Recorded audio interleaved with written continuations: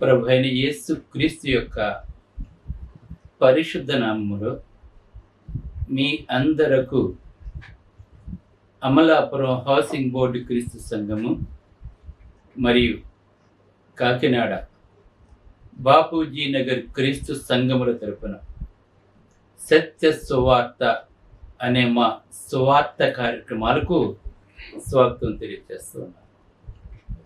వాళ్ళ ధ్యానాంశము కీర్తన గ్రంథము 29:11. యెహోవా తన ప్రజలకు బలమును సమాధానమును కలగజేసి వారిని ఆశీర్వదించును. ధ్యానాంశం. ప్రార్థన చేసుకుందాం. మమ్మల్ని మిక్కిలిగా ప్రేమించిన పరలోకమందున్న మా ప్రియ తండ్రి, నీ పరిశుద్ధ నామమునకు స్తోత్రములు స్తుతులు తెలియజేస్తున్నా తండ్రి. ఇవాళ నీవు మాకు సమాధానమును బలమును కలగజేస్తున్నావని, మమ్మల్ని ఆశీర్వదిస్తున్నావని నేర్చుకునబోతుండగా నీ ప్రతి దీవెన పొందటానికి మేము నిజమైన వారసులుగా ఉండటానికి ఈ ప్రసంగం మాకు సహాయపడేలా చేయమని వినయపూర్వకముగా యేసు క్రీస్తు యొక్క పరిశుద్ధ నామములో ఈ ప్రార్థన చేయుచున్నాను తండ్రి. ఆమేన్.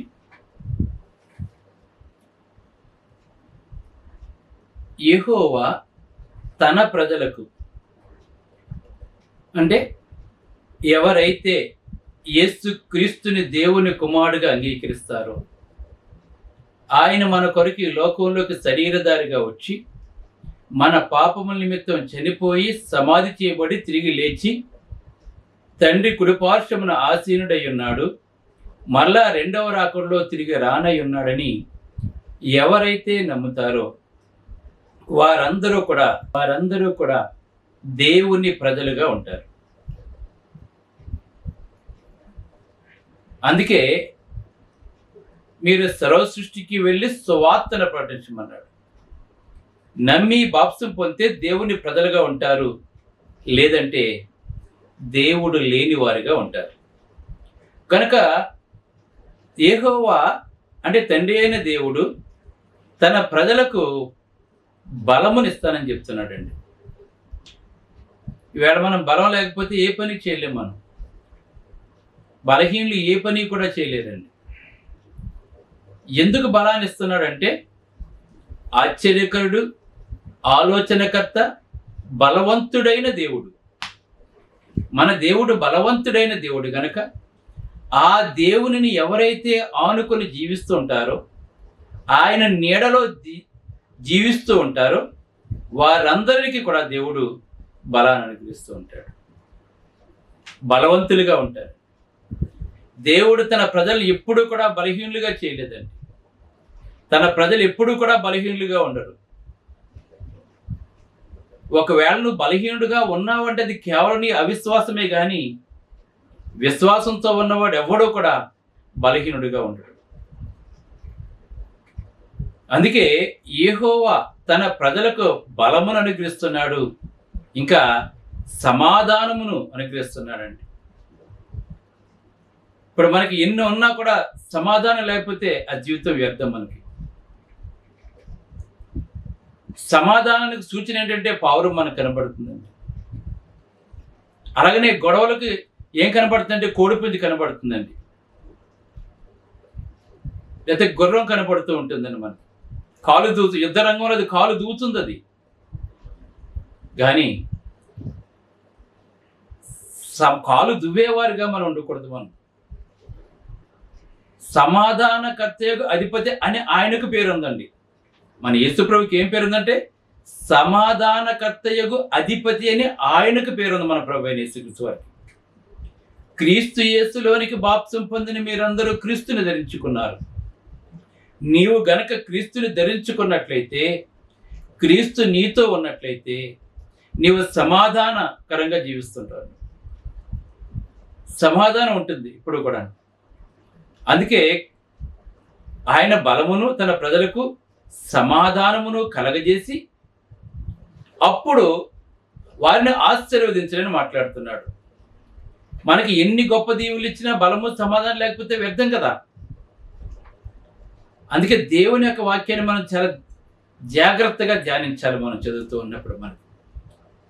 అందుకే బలం కావాలంటే మనం యేసుక్రీస్తు యొద్దకు రావాలి. సమాధానం కావాలంటే యేసుక్రీస్తు యొద్దకు రావాలి. మనం సమాధానకర్త మన ప్రభు అయిన యేసుక్రీస్తు వారు. ఆయన అందరితోటి సమాధానం కలిగి జీవించారు. యేసు ప్రభు వారు ఏ ఒక్కరితోటి గొడవ పెట్టుకోలేదండి. ఆయన ఏ ఒక్కరిని దూషించలేదని మన ప్రభు అయిన యేసుక్రీస్తు వారు. మనం నిజంగా క్రైస్తవులం అయితే ఆయన ఎలాగున్నాడో మనము కూడా అలాగే ఉండాలి. మనం అలా లేకపోతే మనం ఎప్పటికీ క్రైస్తవులం కాదు. క్రైస్తవు ముసుగేసుకుని జీవిస్తున్నటువంటి వారు మనం. పేరుకు మాత్రమే క్రైస్తవులు మనం. అందుకే క్రియలు లేని విశ్వాసం మృతం అని చెప్తున్నాడు దేవుడు. మన క్రైస్తవులని చెప్పుకుంటే కాదండి, మనం ఎలా ఉండాలంటే సమాధానం కలిగి ఉండాలి. దేవుడు మనకు తెలియజేస్తున్నాడు. మనకి చాలా చోట్ల సమాధానం ఉండట్లేదండి. వీళ్ళ ప్రపంచంలో ఎక్కడ కూడా సమాధానం మనకు కనబట్టలేదండి. రాష్ట్రానికి గొడవ, దేశానికి గొడవ, జాతుల మధ్య గొడవ, కులాల మధ్య గొడవలు, ఎక్కడ చూసినా సరే సమాధానం లేని పరిస్థితులు ఈ లోకం ఉందండి. కానీ మనకి నిజమైన సమాధానం అనుగ్రహించేవాడంటే మన ప్రభు అయిన యేసుక్రీస్తుని సంగతి మర్చిపోకూడదండి. అందుకే దేవుడు మనకు బలాన్ని ఇస్తున్నాడు, సమాధానం ఇస్తున్నాడు, మనల్ని ఆశీర్వదిస్తున్నాడు. యెషయా గ్రంథం 40:29లో సొమ్మ సిల్లిన వారికి బలమిచ్చేవాడు ఆయనే తెలియజేస్తున్నాడు. మనం సొమ్ముసిల్లుతూ ఉంటాం, మనం అలసిపోతూ ఉంటాం. మనం అలసిపోయిన తర్వాత మనం ఏం చేస్తామంటే సేద తీర్చుకోవడానికి నీళ్లు తాగుతూ ఉంటాడు. మనం అలసిపోయినప్పుడు, మనం పని చేసి అలసిపోయినప్పుడు కానీ, పరిగెత్తి అలసిపోయినప్పుడు కానీ, చాలా దూరం ప్రయాణం చేసినప్పుడు కానీ, చాలా దూరం నడిచినప్పుడు కానీ మనం అలసిపోతూ ఉంటాడు. మనం తప్పకుండా తొట్టిల్లుతుంటాం మనం. కానీ సొమ్మ సిల్లిన వారికి బలమిచ్చేవాడు ఆయనే. చూడండి, ఒకవేళ నువ్వు శక్తిహీనుడిగా కనుకున్నట్లయితే శక్తిహీనులకు బలాభివృద్ధి కలగజేయవాడు కూడా ఆయన అని చెప్పి యెషయా గ్రంథంలో మనకు రాయబడింది. శృంగారం అనే దేవాలయం దగ్గర కుంటివాడిని ఎప్పటి నుంచే భిక్షం అడుక్కుంటున్నప్పుడు పేతురు యోహాను చూసి భిక్షం అడిగినప్పుడు అతను లేవలేని స్థితిలో ఉన్నాడు. అతని ఎముకలు అతను సహకరించటం లేదు, వంకర్లు అయిపోయి ఉన్నాయి. అప్పుడు పేతురు యోహానులు, వెండి బంగారములు మా యొద్ద లేవు కానీ మాకు కలిగినదే నీకు ఇస్తున్నాం అని చెప్పేసి నజరేయుడైన యేసుక్రీస్తు నామమున లేచి నడమని చెప్పినప్పుడు వాడు శీలమండలు అవన్నీ బలం పొంది దిగ్గున లేచి నడవసాగాడు, పరిగెత్తసాగాడండి. క్రీస్తు నామంలో శక్తి ఉంది, క్రీస్తు నామంలో బలం ఉంది, క్రీస్తు నామంలో జయం ఉందండి. క్రీస్తులో ఉన్నవాడు ఎప్పుడు కూడా ఓడిపోనివ్వడు దేవుడు అండి. అందుకే మనం బలమైన విశ్వాసులుగా ఉండాలి. తొట్టిల్లే విశ్వాసం మనకు ఉండకూడదండి, అల్ప విశ్వాసం మనకు ఉండకూడదు. దేవుడు తెలియజేస్తున్నాడు. కనుక దేవుడు తన ప్రజలకు బలమిస్తున్నాడు, సొమ్మిసిల్లిన వారికి బలమిస్తున్నాడు, శక్తిహీనులకు బలాభివృద్ధి కలగజేస్తున్నాడు అండి. ఇవాళ మనం చాలా అనారోగ్యాలతోటి వీటితోటి శక్తిహీనులు అయిపోతుంటాం. మన పరిస్థితులు మనల్ని బాధ పెడుతూ ఉంటే మనకి. కానీ శక్తిహీనులకు శక్తి కలగజేయవాడు కూడా ఆయన అని చెప్పి మాట్లాడుతున్నాడు. ఇంకా యెషయా గ్రంథం 41:10 చూసినట్లయితే నీవు నా దాసుడవనియు నేను నిన్ను ఉపేక్షింప ఏర్పరచుకుంటుననియు అని మాట్లాడు.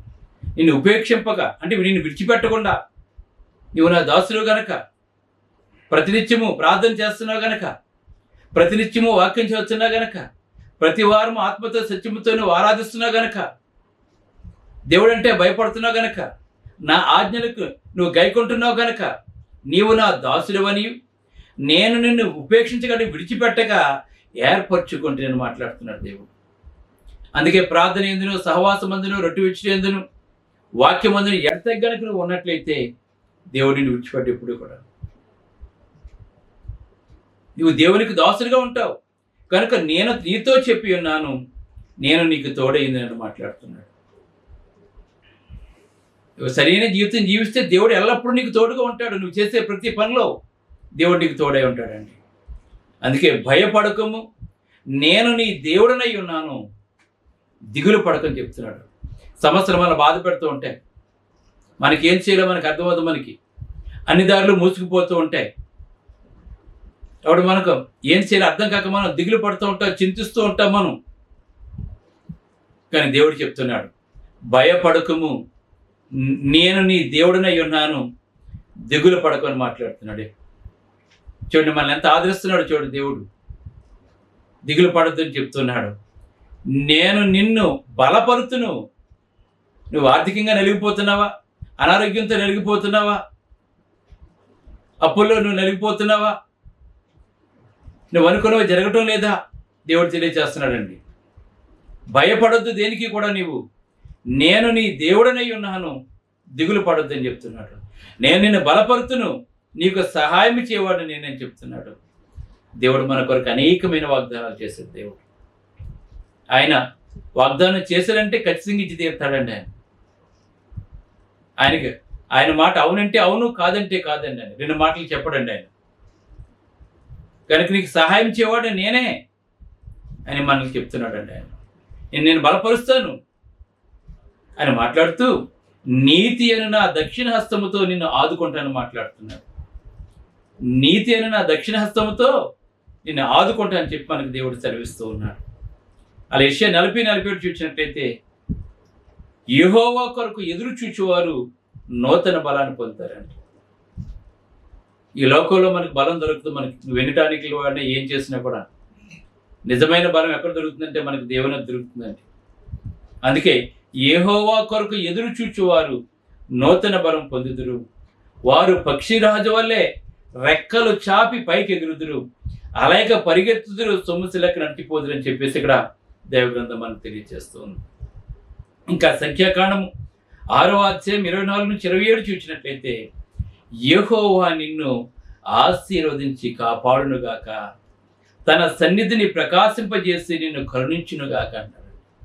ఆయన సన్నిధి ఎప్పుడూ కూడా మనకు తోడుగా ఉంటుందండి. ఆయన మనం కరుణించడానికి సిద్ధంగా ఉన్నాడండి. ఆయన నీ మీద తన సన్నిధి కాంతి ఉదయింపజేసి నీకు సమాధానం కలుగజేస్తానని చెప్పేసి ఇక్కడ మనకి వాగ్దానం చేస్తున్నాడు. అలాగనే కీర్తన గ్రంథం 84:7 చూసినట్లయితే, మీరు నానాటికి బలాభివృద్ధి నందుచు మాట్లాడుతున్నాడండి. దినదినము కూడా మనం అభివృద్ధి చెందుతూనే ఉంటాం. బలంలో ఏంటి అన్ని రకాలుగా కూడా దేవుడు చెప్తున్నాడు మనకి. మీరు నానాటికి బలాభివృద్ధి నందుచు ప్రయాణము చేయుదురు, వారిలో ప్రతి వాడును సియోనులో దేవుని సన్నిధిని కనబడుదురు అని మాట్లాడుతున్నాడు. ఎవరైతే దేవునికి తన ప్రజలుగా ఉంటారో వారు ఈ లోకంలోనే కాదు పరలోకంలో కూడా నేను మీతో ఉంటాను, మీరు నాతో ఉంటానని మాట్లాడుతున్నాడు దేవుడు. ఈ లోకంలోనే కాదండి, పరలోకంలో కూడా మనం దేవునితో కలిసి ఉంటాం. ఈ లోకంలోనూ కాపాడుతాడు, మన పరలోకంలో ఉండే గొప్ప భాగ్యాన్ని కూడా దేవుడు మనకు అనుగ్రహిస్తూ ఉన్నాడు. అందుకే మాట్లాడుతున్నాడు. ఇంకా యోహాను సువార్త 14:27 శాంతి మీకు అనుగ్రహించి వెళ్ళుచున్నాను మాట్లాడు. ఆయన వెళ్ళిపోయే ముందు మాట్లాడుతున్నాడు, శాంతి మీకు అనుగ్రహించి వెళ్తున్నాను. శాంతి లేకపోతే మనం జీవించలేమండి. మనం శాంతి కావాలి మనందరికీ కూడా. అందుకే శాంతి మీకు అనుగ్రహించి వెళ్ళుచున్నాను, నా శాంతిని మీకు అనుగ్రహించుచున్నానని మాట్లాడుతున్నాడు. దేవుని యొక్క శాంతిని మనం పొందుతున్న ఇవాళ మనం ఈ స్థితిలో ఉన్నామంటే నెమ్మది కలిగి ఉన్నాం. చాలామంది ఇవాళ నెమ్మది లేకుండా జీవిస్తున్నారు. తెలుసా నీకు? వాళ్ళు పడుకుంటారు కానీ నిద్ర పట్టదండి వాళ్ళకి చాలామందికి. ఎందుకంటే బాకీలు రాలేదనో, వ్యాపారం ఎలా ఉంటుందనో, లేదంటే ఉద్యోగంలో టెన్షను, వ్యాపారంలో టెన్షను, చాలా ఒత్తిళ్ళు ఎదుర్కొంటున్నారు ఇవాళ మానవులు అంటే ఇవాళ. కానీ దేవుడు మనకైతే శాంతి మీకు అనుగ్రహించుచున్నాను, నా శాంతిని మీకు అనుగ్రహించుచున్నాను, లోకం ఇచ్చినట్లుగా నేను మీకు అనుగ్రహించట్లేదండి. ఈ లోకంలో ఉన్నది కాదని మనకి. మీ హృదయములను కలవరపడనీయుకుడి, వెరవనీయుకుడని మాట్లాడుతున్నాడు. అసలు దేనికి కూడా మీరు కలవరపడద్దు. ట్రబుల్స్ వస్తూ ఉంటాయి, అయినా కానీ కలవరపడకండి. మన చుట్టూ శత్రువులు ఉంటారు, కలవరపడకండి. సమస్యలు ఉంటాయి, కలవరపడకండి. మీకు సమాధానాన్ని శాంతిని కలగజేసేవాడు నేనే కదా ఆయన మాట్లాడుతున్నాడు దేవుడు. అందుకే తిమోతికి రాసిన 2వ పత్రిక 4:17 అయితే నా ద్వారా సువార్త పూర్ణముగా ప్రకటించబడు నిమిత్తము దేవుడు పౌలుకు మాట్లాడుతున్నాడు, పౌలు తిమోతితో మాట్లాడుతున్నాడండి. దేవుడు ఏమైతే మాట్లాడాడు, అయితే నా ద్వారా సువార్త పూర్ణముగా ప్రకటింపబడు నిమిత్తమును అన్ని జనులందరూ దాన్ని విని నిమిత్తము ప్రభువు నా పక్కన నిలిచి నన్ను బలపరిచిన మాట్లాడుతున్నాడు. పౌలు గారిని తన సువార్త నిమిత్తం అన్ని జనులకు సువార్తను ప్రకటించడానికి తన పక్కన ఎలాగైతే బలపరిచాడో, అనేక మంది చంపజూశారు పౌలు గారిని. ప్రతిసారి కూడా దేవుడు ఏం చేశాడంటే పక్కన నిలబడి బలపరిచాడండి. ఇవాళ మనల్ని కూడా మన పక్క నుండే మనం బలపరుస్తున్నాడు దేవుడు అండి. తెలుసుకోవాలి మనం ఇవాళ దేవుడు ఎంత గొప్పవాడు. ఆ గొప్ప దేవుని గొప్పతనం నువ్వు తెలుసుకుంటే ఆయన ఎంత బలవంతుడో నీకు తెలుస్తుంది, నీకు ఎంత బలం ఇచ్చాడో నీకు తెలుస్తుందండి. దేవుని యొక్క గొప్పతనాన్ని నువ్వు తెలుసుకోలేకపోయినట్లయితే నువ్వు ఎప్పుడు కూడా బలహీనుడిగానే ఉంటావు, కానీ బలవంతుడిగా నీవు ఉండవు. మన ఈ లోకం మీద ఆధారపడుతుంటాం, మనం ఈ లోకంలో మనుషుల మీద ఆధారపడుతుంటాం మనం. కానీ మనం ఆధారపడాల్సింది ఎవరి మీద అంటే సమస్తాన్ని సృష్టించిన దేవుని మీద ఆధారపడాలి. మన చింత యావత్తు దేవుని మీద వేయాలి. మనం దేవుడు ఎన్నో వాగ్దానం మన కొరకు చేస్తాడండి దేవుడు మనకి. అందుకే నా ద్వారా సువార్త పూర్ణముగా ప్రకటింపబడి నిమిత్తము అన్యజనులందరూ దానిని విని నిమిత్తము ప్రభువు నా పక్కన నిలిచిన బలపరచను కనుక నేను సింహము నోటి నుండి తప్పింపడుతుందని మాట్లాడుతున్నాను. అంటే సింహం లాంటి మనుషుల మధ్య నుండి ఆయన తప్పించబడ్డాడని చెప్తున్నాడు. ఈవేళ మనము కూడా ఇటువంటి లోకంలో జీవిస్తున్నాం. మనం ఇటువంటి లోకంలో మనం తప్పిస్తున్నాడు దేవుడు. అందుకే మనం క్షేమకరంగా మనం జీవిస్తూ ఉన్నాము. అందుకే యోహాను సువార్త 16:33 మాట్లాడుతున్నాడు, నా యందు మీకు సమాధానము కలిగినట్లు ఈ మాటలు మీతో చెప్తున్నాను. క్రీస్తులో ఉన్నవాడు ఎప్పుడు కూడా సమాధానం కలిగి ఉంటాడండి. నువ్వు నిజంగా క్రీస్తులో ఉన్నట్లయితే నువ్వు ఎప్పుడు సమాధానాన్ని కలిగి ఉంటావు. అందుకే చెప్తున్నాడు, నా యందు మీకు సమాధానము కలిగినట్లు. సమాధానం ఎక్కడి నుంచి కలుగుతుందో మనకి, క్రీస్తు నుండి కలుగుతుందో మనకి. నా యందు మీకు సమాధానము కలిగినట్లు ఈ మాటలు మీతో చెప్తాను. ఏంటిది? లోకంలో మీకు శ్రమ కలుగును. ఖచ్చితంగా లోకంలో శ్రమ వస్తుందండి. రాదని చెప్పట్లేదు దేవుడు ఎప్పుడు కూడా. లోకంలో మీకు ఖచ్చితంగా శ్రమ కలుగును, అయినను ధైర్యం తెచ్చుకోండి, నేను లోకమును జయించాను గనక మీరు కూడా చేస్తారు. అప్పుడు శాశ్వత సమాధానం మనకు దొరుకుతుందని మాట్లాడుతున్నాడు దేవుడు. మనకి దేవుడు ఇటువంటి సమాధానము, బలము, ఆశీర్వాదం ఇన్ని చింత మనం ఏం చేయాలి? కొరింథీయులకు రాసిన మొదటి పత్రిక 1:3 మన తండ్రి అయిన దేవుని నుండి ప్రభు అయిన యేసుక్రీస్తు నుండి కృపా సమాధానం మీకు కలుగును కాక పౌలు మాట్లాడుతున్నాడు. మన తండ్రి అయిన దేవుని నుండి ప్రభు అయిన యేసుక్రీస్తు నుండి కృపయు సమాధానం మీకు ఎప్పుడు కలగాలని చెప్పి పౌలు ప్రతి పత్రికలను కూడా సంఘానికి తెలియజేసేవాడండి. కనుక మనం అందరము కూడా సమాధానం క్రీస్తులో ఉంది, బలము క్రీస్తులో ఉందని చెప్పి మనం తెలుసుకోవాల్సిన వారమే. అందుకే 2వ తెస్సలోనికీయులకు 2వ పత్రిక 3:16 చూసినట్లయితే సమాధానకర్తయగు ప్రభు తానే ఎల్లప్పుడూ, ఆయన సమాధానకర్త గనక ఆయనే ఎల్లప్పుడూ ప్రతి విధము చేతను మీకు సమాధానం అనుగ్రహించును గాక, ప్రభు మీ అందరికీ తోడైండు గాక మాట్లాడుతున్నాడు. దేవుడు మనకు తోడై ఉంటే మనం బలాన్ని కలిగి ఉంటాం, సమాధానం కలిగి ఉంటాం, కలవరపడకుండా ఉంటాం, నిబ్బరాన్ని కలిగి మనం జీవిస్తూ ఉంటాం. కనుక దేవుని ప్రజలుగా మనం ఉండాలని చెప్పి దేవుడు కోరుకుంటున్నాడు. అందుకే ఎఫెసీ 3:16 మాట్లాడుతున్నాడు, క్రీస్తు మీ హృదయములో విశ్వాసము ద్వారా నివసించినట్లు. క్రీస్తుని ఎలా పెట్టుకోవాలి? మనం విశ్వాసం ద్వారా మన హృదయాల్లో క్రీస్తుని పెట్టుకోవాలి. ఎప్పుడైతే క్రీస్తుని మన హృదయాల్లో మనం పెట్టుకుంటామో అప్పుడు మనం ఏంటంటే బలాన్ని, సమాధానాన్ని కలిగి ఉంటాం, ఆశీర్వాదాన్ని కూడా కలిగి ఉంటాం. గనక క్రీస్తు కనుక మన హృదయంలో లేకపోయినట్లయితే, ఈ లోకాసులు మన హృదయంలో ఉన్నట్లయితే, మన హృదయం లోకం చుట్టూ తిరుగుతున్నట్లయితే, ఈ లోకం ఏమైనా శాస్త్రం చెప్పి అనుకున్నట్లయితే నువ్వు బలాన్ని కోల్పోతావు, సమాధానం కోల్పోతుంటావు, అస్తమానం కలవరపడుతూ ఉంటావు. కనుక ఆయనకి వేరుగుండి మనం ఏమీ చేయలేం. కనుక మనం ఎప్పుడు కూడా మన హృదయంలో ప్రభువుని ప్రతిష్ఠించుకోవాలి. మన హృదయంలో ఆయన ఉండాలి, ఆయన ఎప్పుడు విడిచిపెట్టకూడదు మనం. అప్పుడు ఇవన్నీ కూడా మనకు అనిపిస్తూ పడతాయి. కనుక దేవునికి ఇష్టం ఎప్పుడు మనం ఏమి చేయకుండా దేవునికి ఇష్టలుగా మనం జీవిద్దాం, ప్రార్థన చేసుకుందాం. పరిశుద్ధుడు అయిన తండ్రి, పరలోకమందున్న దేవ, నీ ప్రజలకు బలాన్ని అనుగ్రహిస్తున్నావు తండ్రి, సమాధానం అనుగ్రహిస్తున్నావు తండ్రి. కలవరపడొద్దని చెప్తున్నారు ప్రభు. మమ్మల్ని బలపరిచి సమాధానపరిచి మా ప్రతి అక్కర క్రీస్తులో తీర్చుతున్నందుకే నీకు స్తుతులు తెలియజేస్తూ, అనేక మంది సమాధానం లేక బలహీనులై ప్రభా రోగులుగా తండ్రి ఆసుపత్రిలో ఉన్నారు తండ్రి. చిన్నపిల్లలకు మెదడువారు తండ్రి, ఊపిరితిత్తులు పాడైపోయారు ఇంకొకరు తండ్రి, పిల్లలు లేని తండ్రి, చాలా రకాల సమస్యలతో ఉన్నారు తండ్రి. అందరి ఎడలా కనిపించి చూపించండి తండ్రి. అలాగనే అమలాపురం, కాకినాడలో స్థలాలు కొన్ని చర్చిలు నిర్మించుకోవాలి తండ్రి. ఇంకా అనేక జిల్లాల్లో నీ సేవ చేయరు ప్రభు. నీవు ఇచ్చిన ప్రతీవి నీ సేవ కొరకు వాడబడాలి తండ్రి. మా సహోదరి సోదరులందరికీ ప్రార్థన తెచ్చేసి నేను నా కుటుంబం ఎల్లప్పుడూ ఆరోగ్య నీ సేవ చేసేలా చేసి ఈ వాక్యం ప్రతి ఒక్కరిని పేరు పేరు వస్తున్న బలపరిచి సమాధానం బలంతో నింపమని ఆశీర్వదించమని క్రీస్తుని వేడుకొంటున్నా తండ్రి. ఆమేన్. మీ అందరికీ వందనములు. బ్రదర్ జార్జ్ రాజు వారా, church of Christ, housing board, Amalapuram, near KIMS medical college, Konaseema district, 533201. Mobile number 9848730355, 92933174174. Email ID georgerajuvara@gmail.com. Website www.helpingforpoor.com.